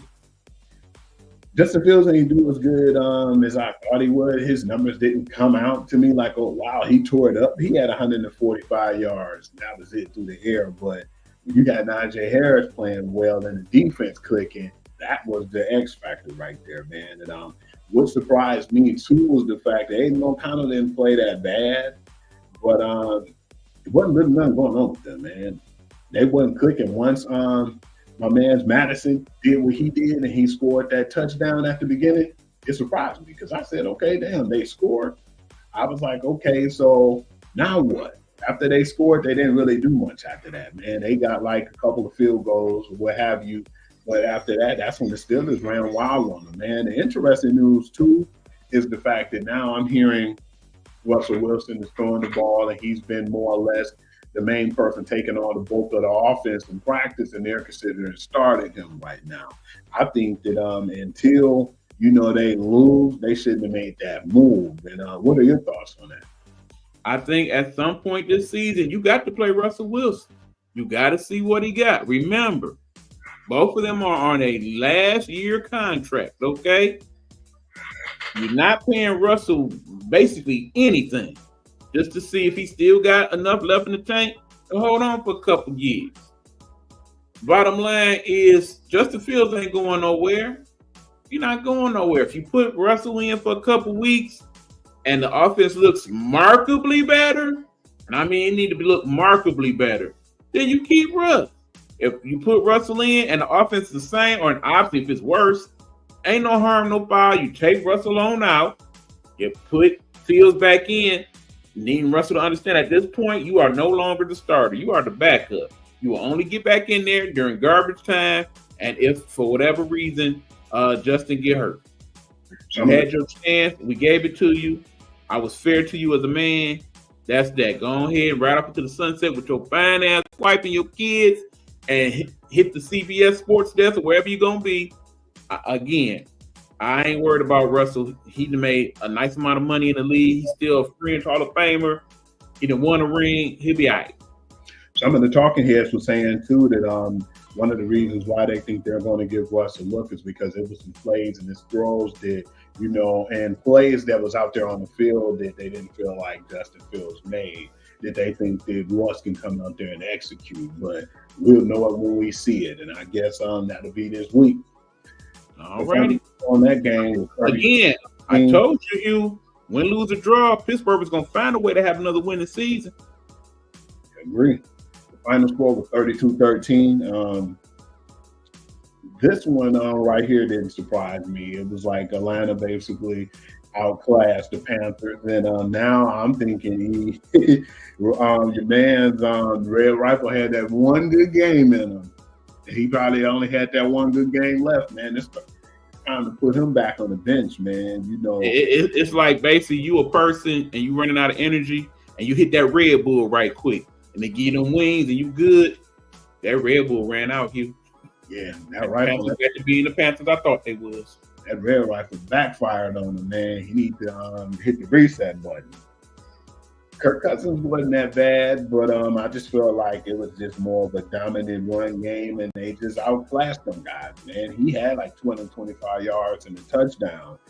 But what surprised me is Algier, man. Tyler Algier been looking really good, and he's definitely a good 1-2 punch, and I never really paid it that much attention until last year with Bijan Robinson. And even Bijan Robinson ended up getting in the end zone, but yeah, man, they got a nice little run game. But Drake London, man, he really stepped his game up with Kirk Cousins, though, man. It seemed like he's definitely a better player. And it's funny, too, because it's just like how Pittman stepped his game up with, having Flacco. It's like a rejuvenation in Drake London's career. Right. But again, a person missing from that equation, Kyle Pitts, man. I mean, again, I don't know what it is about the tight ends. They just ain't really been the dominant players on their teams this year. Tight ends haven't been really executed like that. It's funny. Even Brock Bowers ain't been quite what I expected him to be. The final score in that one was 38-20, and I didn't definitely expect anything different. He had 221 yards and the score, 2 touchdowns, but the 2 picks cost them, man, because after that, I feel like Atlanta had it going on the ground and they just really ran away with it. But like you said, man, they're 1-5, and I'd expect that for them. You are who your records say you are. Pretty much. Oh, man, this game's terrible. Yeah, I'm glad that when you were talking to me, I was watching them both on the split screen and the baseball. And when I seen how bad it was, I said, man, I'm not finished watching this game. And I put the full screen on the baseball. This was the Cincinnati Bengals and the New York Giants. But the crazy part about it is, once we discussed, too, it's sad because you can start to see Daniel Jones, and you see the last 2-3 games, he's been actually playing pretty decent. It's just that now he don't have Malik Neighbors, man. Who else can he throw the ball to? It's sad, too, that he was even the run game. So, yeah, man, they're definitely missing Saquon Barkley, and they're definitely missing that number 1 wide receiver over there. Because he had 205 yards through the air and 56 yards on the ground. And he shouldn't have to be running the ball that much. But all in all, man, Joe Burrow didn't impress me neither, man. He had 208 yards, but he did impress me with that 47-yard touchdown. But other than that, he didn't really do too much enough. And that final score was 17-7, and starting to look like the Bengals have more questions than answers over there as well. Well, until they figure out how they're going to pay people and not pay people, I think that's going to loom over the head of that whole season, especially if they don't get beyond the 500 mark by the halfway point. If they still have a losing record 9 games in, it's going to start to get real ugly. Hell, it might actually get ugly in time for the doggone trade deadline, and then they may have to make some. They probably should make some moves at that point if they're not going to sign who they need to sign. Agree. I still feel like right now the Bengals got a lot of stuff they got to fix, man. I don't know if they'll be able to do it all this year. I just think they're going to have to figure out something and hit the reset button going into next season. Yeah, they look a long way away from that team that made the Super Bowl a few years ago. Absolutely, and I think everybody's still hanging on to that. It's time to move on. Exactly. Speaking of moving on, I want to talk about the Monday Night Football game. Buffalo pulled it off 23-20, and this is the reason why most of the domino effects went on. Buffalo was like, hey, man, we could have executed and won, and it could have been more of a blowout game if they executed well. But then the game could have still shifted and went over into the New York Jets' way if Greg Zuerlein didn't miss those kicks, man. So it was like a big what if. Josh Allen still wasn't getting the execution from his running. Well, I can't say running back, my bad, because my man's Ray Davis, former Cincinnati player, ran all over them boys. The issue was even Bryce Hall ran pretty good, 113 yards on the ground. But the receiver gameplay, with the exception of Allen Lazard, was trash, man. They looked really bad. Garrison had a good catch too, but the one for Allen Lazard, man, he actually saved the day. And that's why I'm thinking now where Buffalo was like, man, we can't really get nobody open in the pass game. And that's what they made their move with Amari Cooper. And then, of course, we know the Devontae Adams move is going to definitely help them out in the long run as well. I wanted to ask you this question, too, because I know a lot of talking heads was talking about this as well. Who do you think is going to benefit the most between these two teams, the Bills or the Jets? I think it's obvious. It's going to be the Jets because, remember, the chemistry. Those two people have a clear understanding of one another. They've been communicating throughout this season.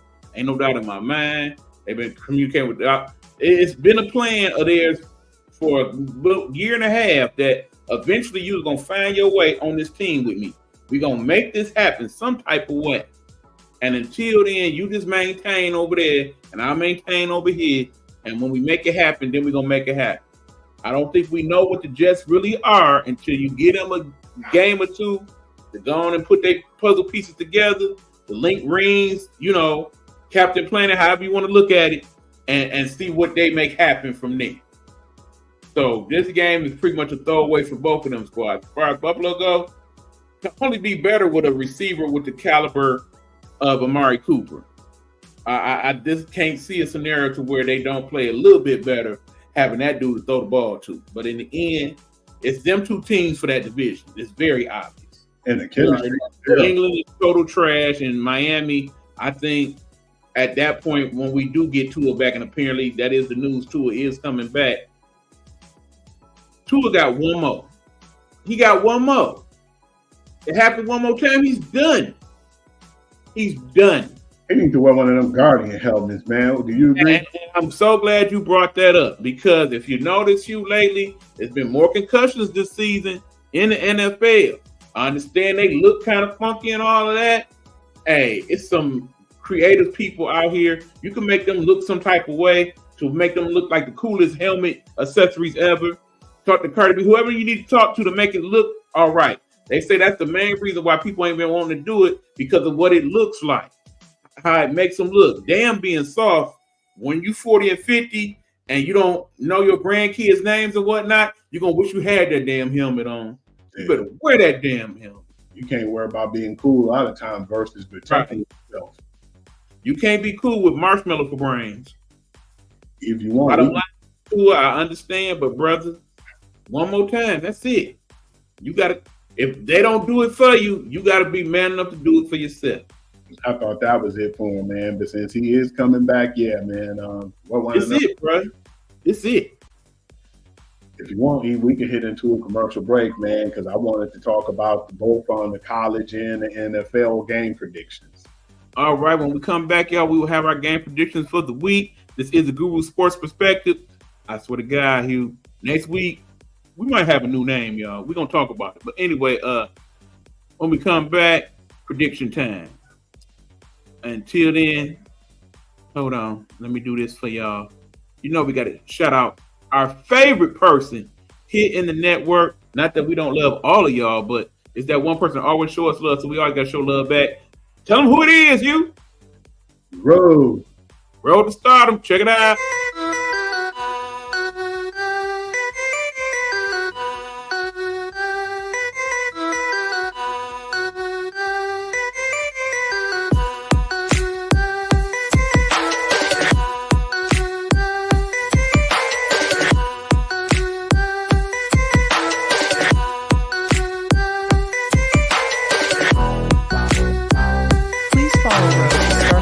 On Blog Talk Radio or where most great music podcasts are located.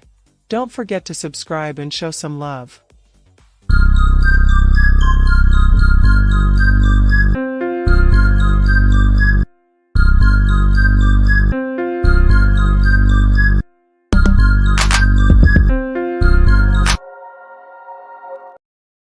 Let's also tell you that next week you're going to get 2 shows from us. You're going to get the usual show that we're doing now. But also, we're going to give you our NBA preview. You ready for that one, you? Yeah, of course. If I put a gun in your head right now, who you got playing for the championship right now? Glad you said that, man. Right now, man, I'm going to go ahead and I'm going to say, I'm going to go with Boston. And I'll say that's going to be in the East. And in the West, man, I might go with the Mavs again, man. I might go with that repeat, man, with them 2 teams, but with a different outcome. That surprised you, don't it? Because you remember what I told you before. Okay, call me crazy. I'm definitely going Boston in the East, but you put a gun to my head at the moment without me doing my full research, I'm going with Oklahoma City. I wouldn't be surprised, E, because I feel like the veterans they put on that team. What hurt New York? Why we're not saying New York? Because Hardenstein. Damn, that was the Hardenstein. And I think that's going to be a much better move than people even realize. Yeah, that's the one of the best moves. Like without being a big name like Paul George. Damn, man, how did you just hyperstimulate, man? You didn't even do this preseason. That's the issue that's going to be with Philly. But we're going to talk about all that. Leaving for that. Right, and we'll get into the whole thing about what's going on with your buddy Embiid and the whole LeBron and his sons. So we'll talk about all that next week, y'all. So just tune on in for our NBA preview. We'll get into that. And we'll probably give you some heads up on some of the college stuff, too. Because I'm definitely looking forward to college basketball season, men and women, for that matter. But anyway, on to the predictions. What we got? All right, we got number 2, Oregon versus Purdue. They got them by 27.5, and I'm going to go ahead and I'm going to go with them points too, E. Quack. Ducks all day, baby. Oklahoma State and BYU, they got BYU by 9.5. I'm going ahead and go with the full 10 on this one. Call me crazy. Even though I know Big 12 not known for its defense, I think Oklahoma State going to find a way to score some points in that game. BYU winning, but I think it's going to be closer. Okay. Michigan Wolverines versus the Illinois. Number 24, Michigan Wolverines versus 22 Illinois. Let me put some respect on their ranking. Well, they claim they got the quarterback thing figured out. They're going with the old guy again, and he probably is the best suited at this point. Again, if we don't get no good play out of him, I got to see that freshman, dog. You got to let that dude play. You're going to lose him. You don't let him play. Yeah, you know that. You got to let the kid play if everybody else ain't getting it done. As far as the other quarterback, please quit playing. Put that dude at slot receiver. Put that dude at running back. He's not a quarterback. He's an athlete. Put him there. You want to run some trick plays with him? You want to do some Michael Vick type stuff? Be my guest. But look, man. This your quarterback, let him be a quarterback. If he don't get it done, put in the kid. That being said, I don't think it matters who the quarterback. Illinois ain't quite as good as the record indicates. Michigan will probably beat them by about 7. I'm going to take the points and go 3.5 on that. All right. Michigan, of course. Miami versus number 6 Miami versus Louisville. I like that dude, Cam. I like him. Keep in mind, this ain't last year's draft. There ain't gonna be a lot of good quarterbacks coming out of this year's draft. I'm letting y'all know now. One of the few good ones I think that is coming out is this dude, Cam Ward. If you ain't seen him play yet, this is a good game for you to watch. I definitely got Miami because they got Cam and that dude doing things. Okay, they got Miami by, like you said, man, they think this game gonna be closer than what I said too. They got Miami by 4.5. I'm taking them points in Miami. Okay. I'm definitely going with Miami, and I won't go any higher than those points. Virginia versus number 10 Clemson. They got Clemson by 21.5. I'm going to take those points as well. Dabo must be feeling some type of way right about now. Remember when we all got the clown and Dabo after that first game? Talking about you ain't hit the tramp or put on you know what I'm talking about? You're going nuts. Maybe. Because they 5-1, they about to be 6-1. They about to be playoff eligible and bowl ready and all that. Run it. Auburn versus Nebraska versus number 16 Indiana. They have Indiana by 6.5. Indiana is undefeated right now. They will not be at the next week. I got Nebraska because I like that dude, Patrick Mahomes Jr. I'm going to take Indiana and I'm going to take the points. Auburn versus number 19 Missouri. They got Missouri by 4.5. I like that Mizzou team. You know I do. I mean, I understand that's where my people's from and all that, but no, I actually like Mizzou as a team. They gritty. They're SEC squad for real, for real. I'm going with them, bro. I'm going to take the points in the 4.5 win. East Carolina versus number 23 ranked Army. I got Army. They got them by 15.5. I'm going to go ahead and go to full 20 on this one. Be all you can be with the Army. All right, number 7 Alabama versus number 11 Tennessee. They have Alabama by 3. I'll take the points.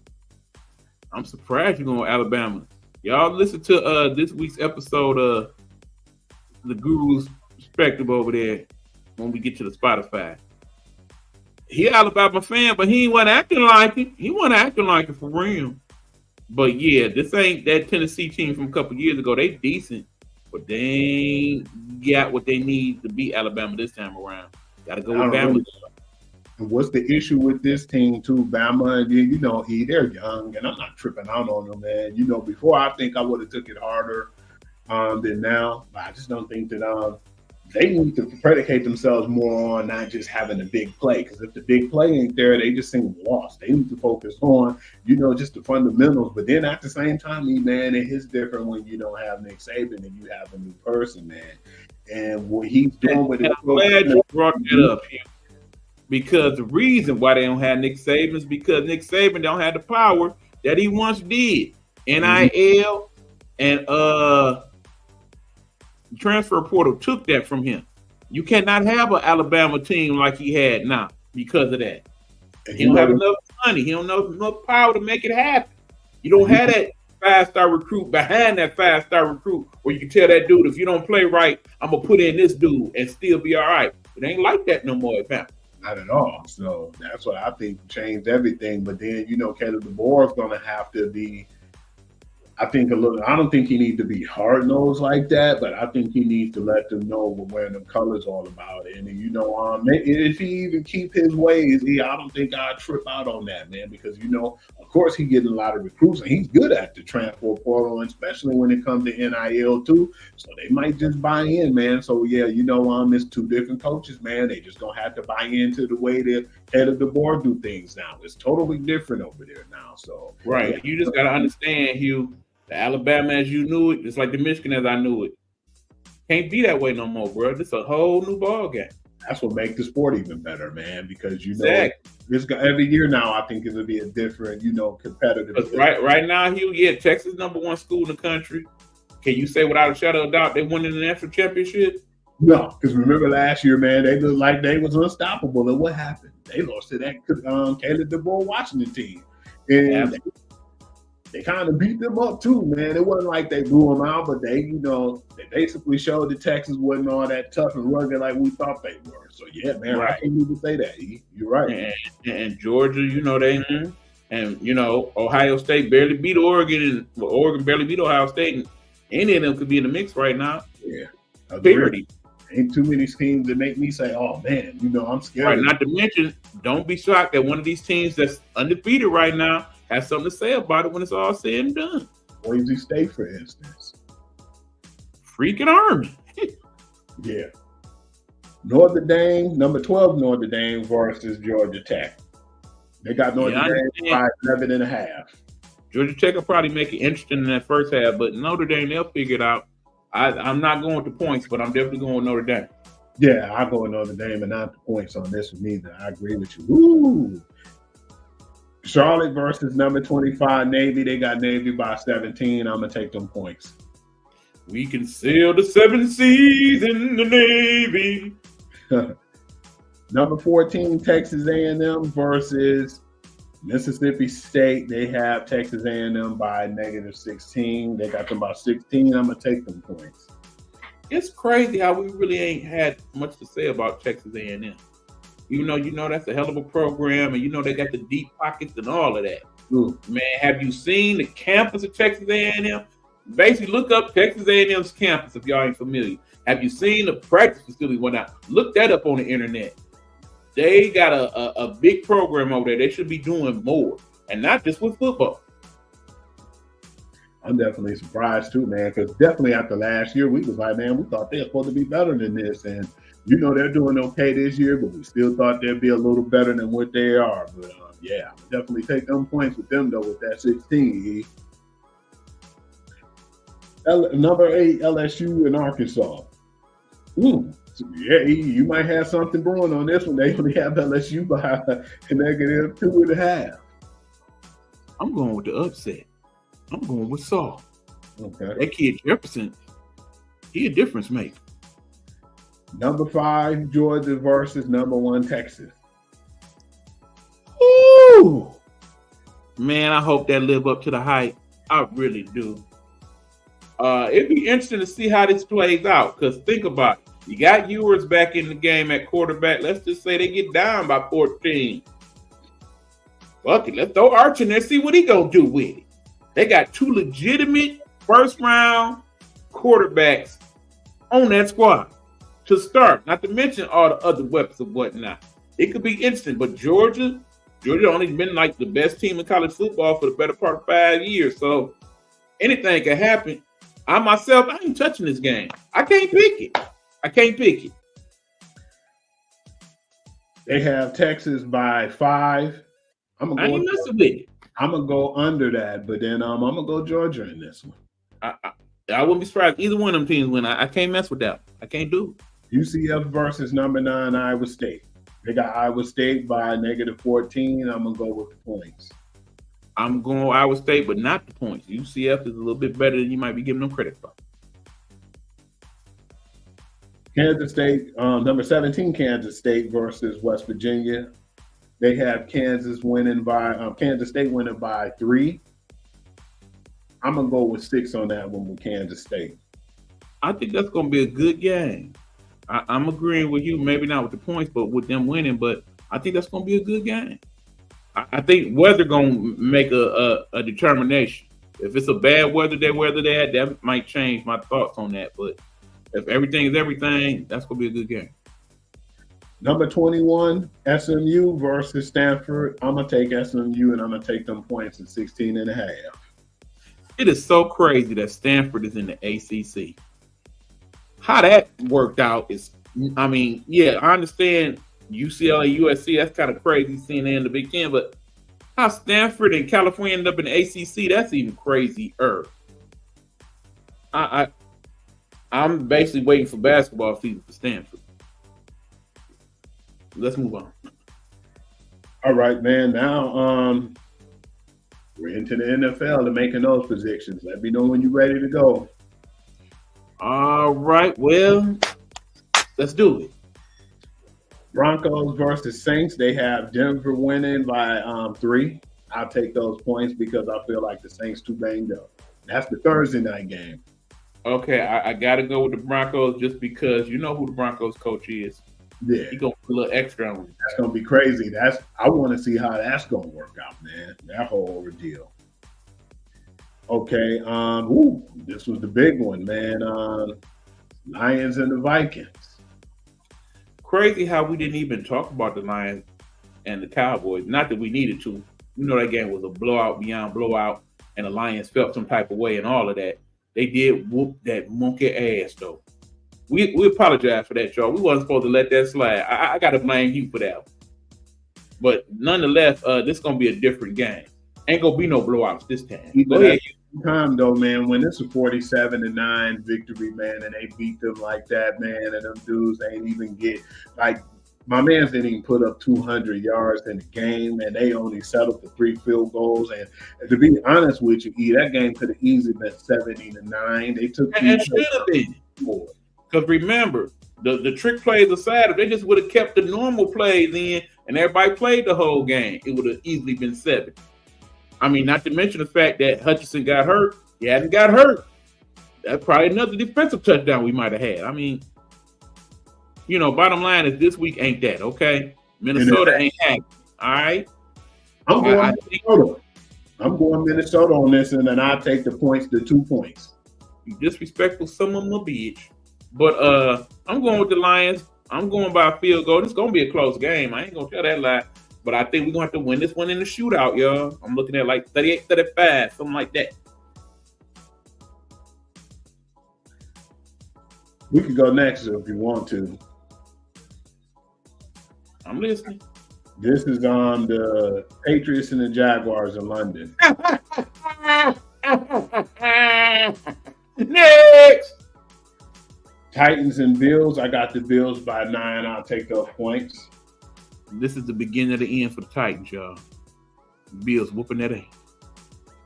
Texans, Packers. I'm going to go with the Texans. They got the Packers by 2.5, and I'm going to go with the Texans. And I'll take the Texans by a touchdown. I got to go with the Packers only because Nico Collins probably not playing again this week. Nico was playing. I was leaning toward the Texans, but I like what the Packers did last week. Again, I think that's going to be one of the better games of the week, though. Eagles and the Giants, they have Philadelphia by 3. I'm going to go with the Giants instead. This might actually be an either-or scenario. This might actually be a good game. It might actually be a sucky game. I don't know what to make of this. I'm going with the Eagles. I almost kind of want them to lose, though, based on the whole Nick thing and what happened with that. But I'm going to go with the Eagles. Seahawks and Falcons, they have the Atlanta Falcons winning by 3. I'll go with the 3 points on this one. I'm going to take the Falcons as well. Seahawks, they got to figure out some defense. Cincinnati Bengals and the Browns, they got Cincinnati by 5.5. I would definitely take those points. I will not be watching that game. Not at all. Give me Natty. Dolphins versus the Colts, they had the Colts by 3, and I would definitely feel like they'll be over that. I'll take them by a full touchdown. I'm going with it. I would definitely take the Colts to beat up on the Dolphins. It got to suck to be the cheater right now because without Tua, it's a whole different story. Panthers versus the Commanders. I'm going to take the Commanders, and I'm going to take those points by 8. The Commanders might put the type of whooping that we put on the Cowboys this week. That might get real ugly real quick. The Raiders versus the Rams. I'm going to go with the Rams, and I'm going to take the 6.5. It would definitely be the Rams if they had their full complement of people. But that being said, the Raiders so bad, and you know I need them to lose because the more they lose, perhaps the more desperate they'll get to go ahead and let Max come home. So just for the reason of that alone, I'm going with the Rams. But I got Rams. Chiefs at the 49ers. They have the 49ers by 1.5. Chiefs got to lose sooner or later, but it ain't going to be this week. No, 49ers still got problems, man. You know, they're banged up too, and that defense ain't playing like they used to. The Jets versus the Steelers. Not to mention, don't forget this, Hugh. What team has had the best record after the bye week in the last decade? The Chiefs.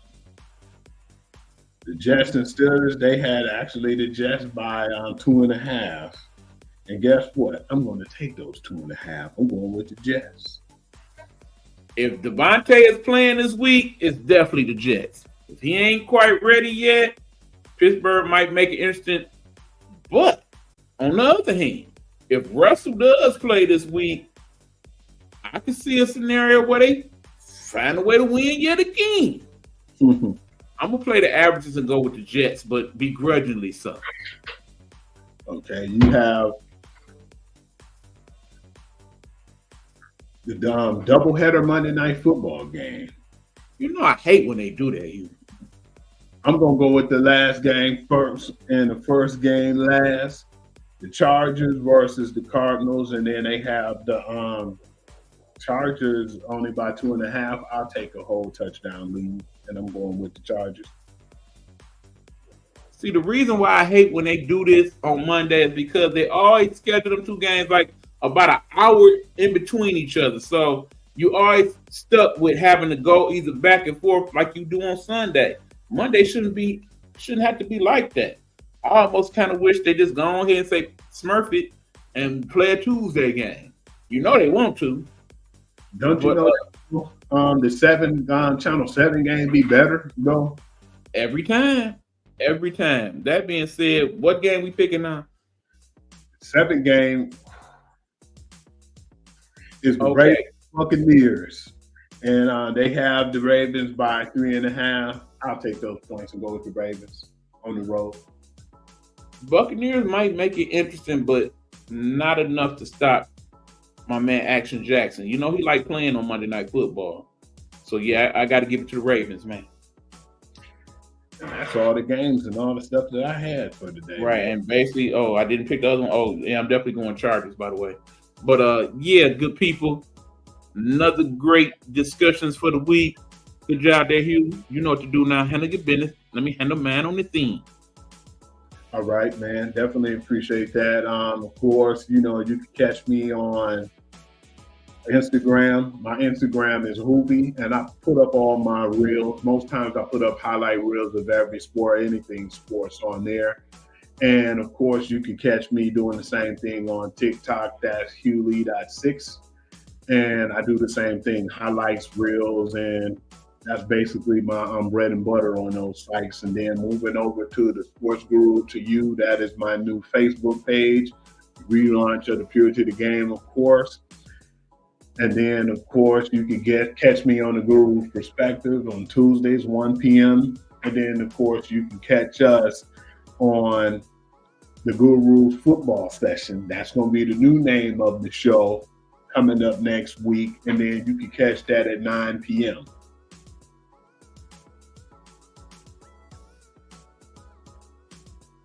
Forgot they can't hear me. Yes, sir. That is that. Also, my friends, there's a new way to catch the broadcast here. You can find that broadcast. It will be broadcasting twice a week on Nighthawk Network Radio. Don't have all that information right now, but maybe by the time the show starts tonight, I'll be able to throw it on there so y'all can see.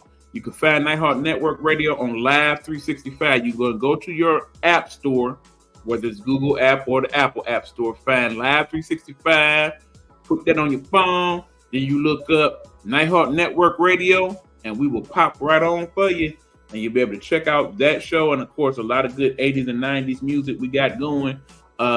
We got a new show coming to the network over there on the radio side this week. We're calling it Granny's House. You know, back in the day when you used to go to Granny's house and they made y'all go on upstairs or whatever while they was partying downstairs to some of that good old music, the blues and all that type of stuff. Yeah, it's going to be that type of party on Saturday evening. So check it on out. And that's all I got on this end, Hugh. Any last words, my brother? Yeah, man. Did you hear about, I just seen this. It just flashed across my phone just recently. I didn't know that Jerry Jones fired the radio host, man. I think he got so tired of everybody talking about that butt whooping they got, man, that I think he looked at it like the next person say something about it, I'm make sure I do something about it. And when they brought it up on the talk show, man, yeah, he fired them dudes right there on the spot on the show. Well, keep in mind, if you heard the audio from that, they did discuss it in that moment, but apparently he pulled the trigger. Remember, Jerry Jones is the fourth richest owner in the NFL, and he does own the largest, the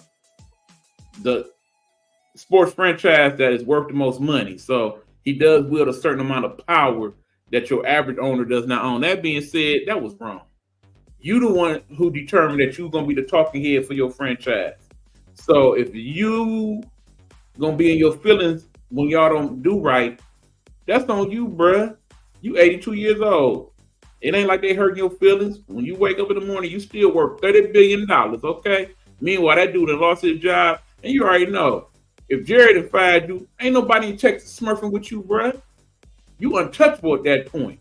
Sad part about it is you did that, but then, what's the ramifications of, your defensive coordinator and your head coach, Right. Like I said, you let them stay. Bottom line, I'm real curious to see how that's commented on tomorrow, particularly on First Take, where Shannon Sharp had some very critical things to say about Jerry in light of how he played that the other day. So the fact that he actually pulled the trigger on that move, yeah, I wouldn't even be surprised if we get that on Nightcap tomorrow.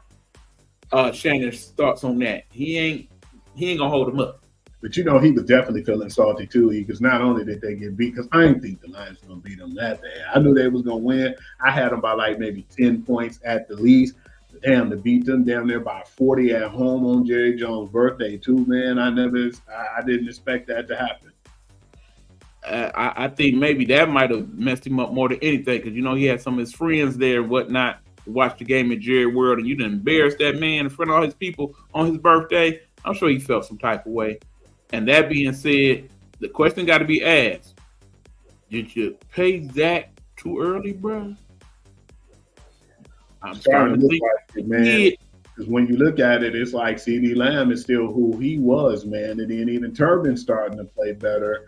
You didn't get the run game together. The O-line is still an issue, and then the defensive line. I don't even want to hear about the whole running back there. I mean, bottom line, y'all know what happened.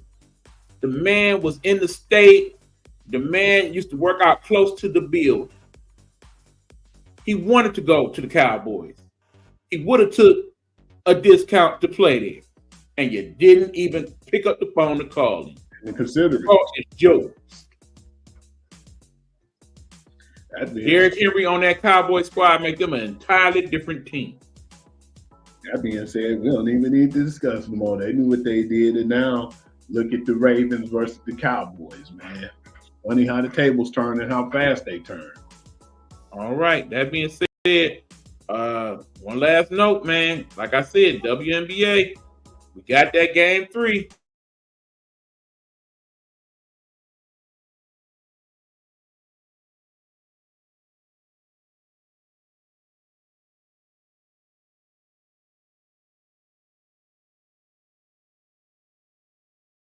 Who you got you? I got you on Liberty. I'm also gonna take the Liberty. I think they win it by about 5. Again, I think it's Brianna time. She's gonna put the team on her back. She's gonna be the MVP of the series. That's gonna be that.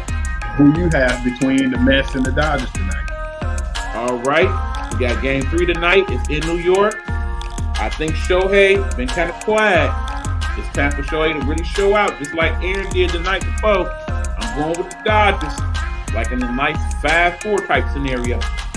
I'm gonna go with the Mets on this because they're at home. Don't necessarily think I'm gonna win think that they're gonna win the series. But if they lose this game, man, it's gonna be over in 5. I'm going with Dodgers in 6, man.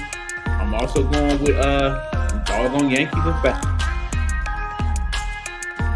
Cleveland just out of gas. They barely made out the last series.